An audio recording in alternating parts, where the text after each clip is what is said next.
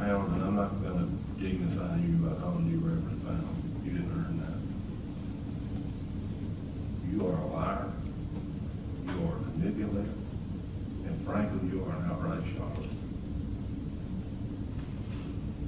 I don't know that in this courtroom in 30 years I've heard more lies than I heard you do when you testified, than I heard on that tape.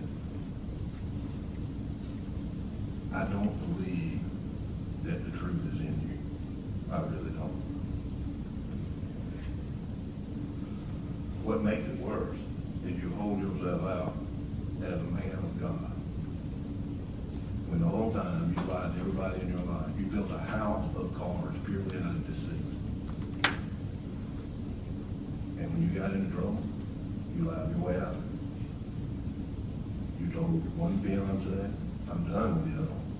While telling the other one you were done with the first one. You lied, whether it was by omission or commission, to your whole congregation for years, leading a double lie, and I guess really even more than that. I don't know how many girlfriends you actually had. And every time you got into trouble, you lied your way out of it. And I am absolutely convinced you sat here and heard exactly the same thing I did this whole last week and this week. You got into trouble again, and you tried to lie your way out of it. There's a price to be paid for all that.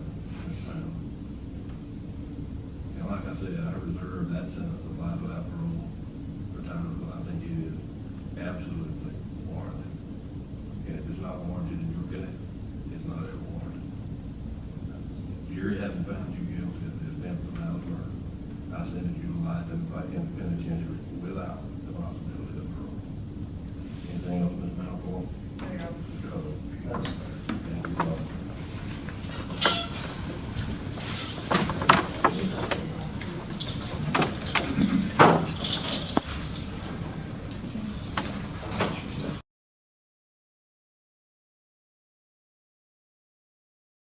Hey guys, this is just a wild story. You have a pastor that 2 times girls for going on a decade. He abuses them the entire time. Neither of them leave. They attend his church. He gets engaged to one. He murders one. And then he decides to appeal it because he doesn't think he's guilty of anything. Thank goodness for sanity on the Georgia Supreme Court that decided, actually, buddy, you're going to go to prison for murder.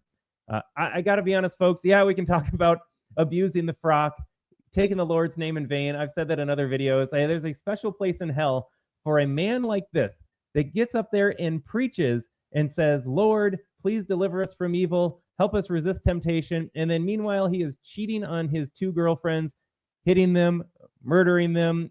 You can't take the Lord's name any more than that, I don't think. But then just the idea too, the legal system. How is this dude allowed to appeal? He should be given the chair immediately. One of the things I would love to see, I don't think Donald Trump can do it. I don't think anybody can do it. It's going to take a lot more than that. This guy was guilty.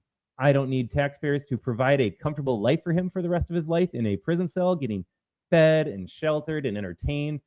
He needs the chair. If you are going to abuse women, murder those women, you deserve a firing squad, a noose, the chair. Don't waste our time for the next couple of decades. You have lost your right to life. And for everyone that says, well, that's not a pro-life position, you claim to care about the unborn, but then suddenly you're fine, offing these criminals. Yes, that is correct, because that is true justice. The unborn babies, they're innocent.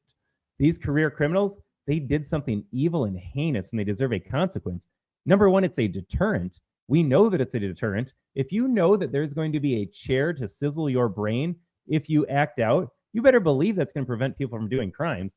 And if they commit those crimes knowing that's going to happen and do it anyways, all the more reason to fry their brains, because they have proven they cannot function in society. Prison should not be about rehabilitation. The death sentence is certainly not about rehabilitation. It's a consequence. Prison and the death sentence are consequences. You can't function in society. You don't belong in society.